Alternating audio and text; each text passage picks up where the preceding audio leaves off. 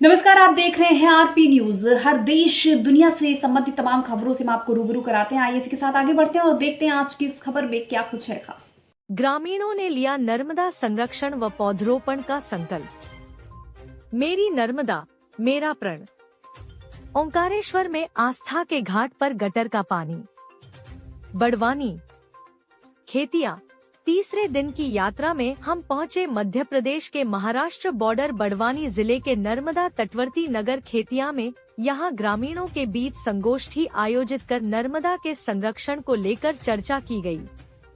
इस बैठक का संचालन कर रहे राजा मलगाया ने सभी का परिचय कराया। वहीं पर्यावरण संरक्षण को लेकर नर्मदा यात्री श्री A.K. दोगाया ने इस यात्रा के उद्देश्य के बारे में बताया। वरिष्ठ संपादक प्रहलाद शर्मा ने ग्रामीणों को नदियों तथा पेड़ पौधों का मानव जीवन में महत्व बताया। उन्होंने कहा कि हम नर्मदे हर बोलते हैं, इसका मतलब होता है कि नर्मदा मैया मेरे सारे दुख हर ले। लेकिन अब स्थिति थोड़ा उल्टी है। अब नर्मदा मैया हमें पुकार कर बोल रही है, बेटा हर। इसका अर्थ है कि बेटा अब आप मुझे बचाओ, मैं खतरे में हूँ, मेरा अस्तित्व खतरे में है। श्री शर्मा ने नर्मदा की सहायक नदियों तथा नर्मदा के तटवर्ती किसानों द्वारा अपने खेतों की मेंढों पर पौधारोपण करने जैसे विषय पर भी विस्तृत प्रकाश डाला। इस दौरान समाज सेवी सुमन सिंह ने प्रकृति तथा नर्मदा संरक्षण के लिए हम अपने घर परिवार से कैसे शुरुआत करना चाहिए विषय को लोक भाषा में समझाया, जिसमें उन्होंने बताया गया कि हम नर्मदा मैया की तस्वीर को घर में तो पूजते हैं, उसके आगे साफ सफाई करते हैं, लेकिन पूजा से प्राप्त सामग्री को कचरे के रूप में ले जाकर वास्तविक मैया की गोद में डालकर उसको दूषित करते हैं। यह कैसी पूजा है? यह कैसा हमारा भाव है जो मैया अभी तक हमें बचाती आई है, हम उसी को बर्बादी कर रहे हैं। इस बात से प्रभावित होकर ग्रामीणों ने शपथ ली कि अब वह अपने घर की हवन पूजन सामग्री नदियों में प्रवाहित नहीं करेंगे। इतना ही नहीं, बल्कि अपने घर का निस्तारी पानी घर पर या घर के बाहर सोखता गड्ढा खोदकर जमीन में ही उतारेंगे और उसे नालियों के माध्यम से नदी तथा नर्मदा में नहीं जाने देंगे। अपने खेतों की मेंढों पर पौधारोपण करेंगे। संगोष्ठी दौरान प्रगतिशील कृषक अरविंद सारन ने सभी को इस यात्रा के उद्देश्य के बारे में बताया। उन्होंने कहा कि हरदा जिले के पर्यावरण प्रेमी गौरीशंकर मुकाती द्वारा पिछले 30 वर्षों से पौधरोपण के क्षेत्र में कार्य किया जा रहा है। उनकी प्रेरणा से हरदा, खंडवा, नर्मदापुरम तथा सीहोर जिले के लगभग 20,000 से अधिक किसानों ने अपने खेतों की मेंढों पर लगभग 2 करोड़ पौधों का रोपण किया है।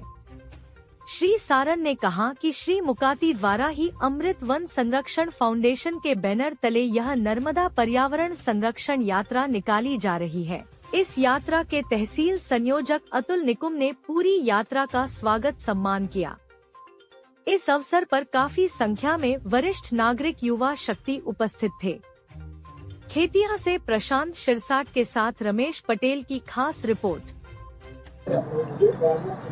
मेरा नाम सुमन सिंह है और ये जो नर्मदा पर्यावरण संरक्षण परिक्रमा चल रही है, मैं इसमें एक यात्री के रूप में इस यात्रा का एक हिस्सा बनी हुई हूँ।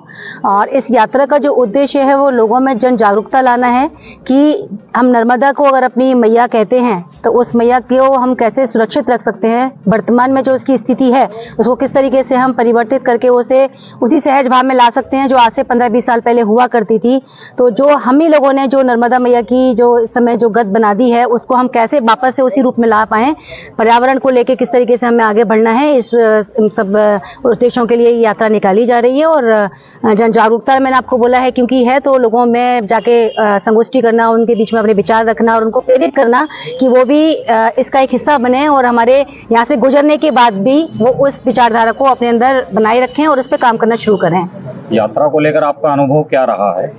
यात्रा को लेकर अनुभव मेरे लिए बहुत ही अनोखा अनुभव है। और अगर मैं नर्मदा नदी की अगर बात करूं, नर्मदा माँ की अगर बात करूं तो मुझे कुछ जगह पे बहुत ही दयनीय स्थिति में वो देखने को मिली और बड़ा दिल दुखी हुआ कि जिसका हम पानी पीते हैं, जिसको हम अपने पर गंगा की तरह छिड़क के अपना को पवित्र करते हैं, उसमें हमने ममलेश्वर के आसपास देखा कि नालियों का पानी उसमें सीधा सीधा हमारी आंखों के सामने जा रहा था। और उसी को वहां जाने के बाद में फिर वो जब वहां से बह के आगे जाता होगा तो कोई उसको उठा के पी भी रहा होगा। तो बड़ा दिल दुखी हुआ है देखकर कि क्यों लोगों की तरफ इस बार उस ओर ध्यान नहीं जा रहा है, क्यों हमारे जो श्रद्धालु हैं इस ओर अपना प्रयास नहीं कर पा रहे हैं उसको रोकने के लिए। तो बहुत जागरूकता की और बहुत काम करने की जरूरत है।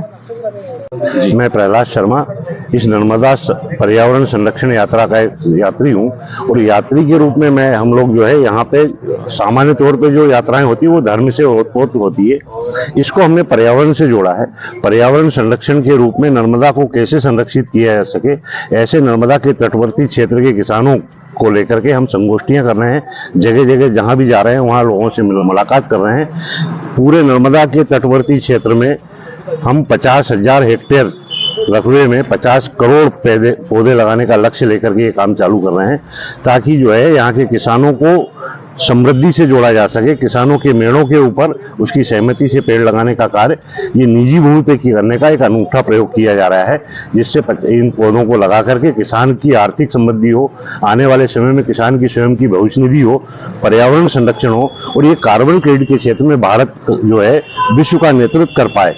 इस दिशा में मध्य प्रदेश उसमें अपनी अहम भूमिका निभा पाए, इस दिशा में हम ये कार्य कर रहे हैं। यात्रा आपकी जहाँ जहाँ से आई है उस यात्रा को लेकर आपका अनुभव क्या रहा?